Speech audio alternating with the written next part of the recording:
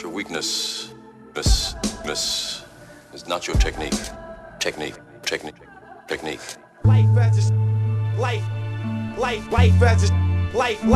shorty. Life as a shorty shouldn't be so rough. Life as a shorty shouldn't be so rough. Vor veni vremuri mai bune, cineva îmi tot spune. Îmi șoptește mereu când greșesc, mă liniștește când îmi amintesc totul. Sunt jumătate viul, jumătate mortul.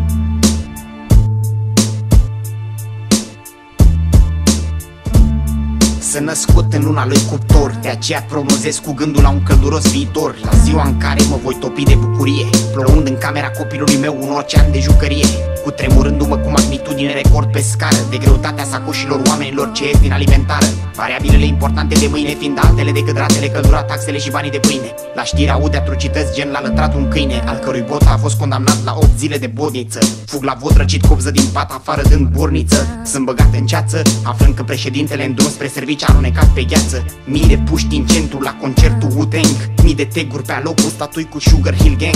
Într-un cuvânt, nivelul de trai urcând la moderat, m-a speriat și m-am trezit când a fulgerat.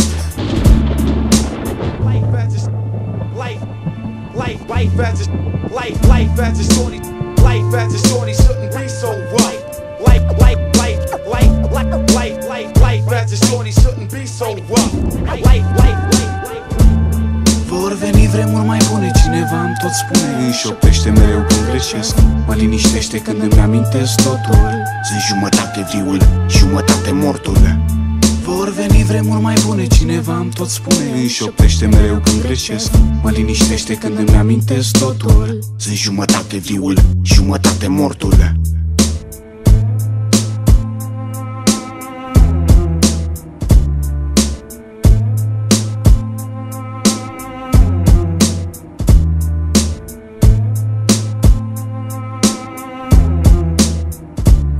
Trecutul îngroapă încet greșeala și atunci tăcutul prinde glas. Iar viața schimbă fiecare pas privind totul, altfel măsurând din compas ce-a fost. Se scade din ce este și tot ce-a rămas ești tu. Încercând vântul cu felele, plângând cuvântul încălcat, văzând castelele de nisip ce le-ai călcat pe drum. Păcat acum, ele erau visele tale și e totul strâmb, condus de un zeu tălâmb și greu de înțeles. Dar vremurile se schimbă căci am ales. Tinde saga moșului, vise frumoase cu tine în valori spumoase și hârtii verzi cu care să cumperi tot fără să pierzi nimic și estetic.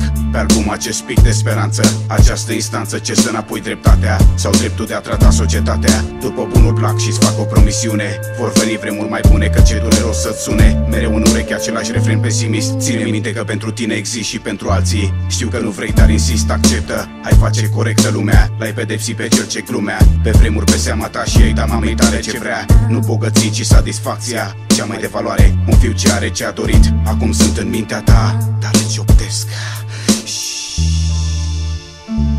Vor veni vremuri mai bune, cineva îmi tot spune. Îmi șoptește mereu când greșesc, mă liniștește când îmi amintesc totul. Sunt jumătate viul, jumătate mortul. Vor veni vremuri mai bune, cineva îmi tot spune. Îmi șoptește mereu când greșesc, mă liniștește când îmi amintesc totul. Sunt jumătate viul, jumătate mortul.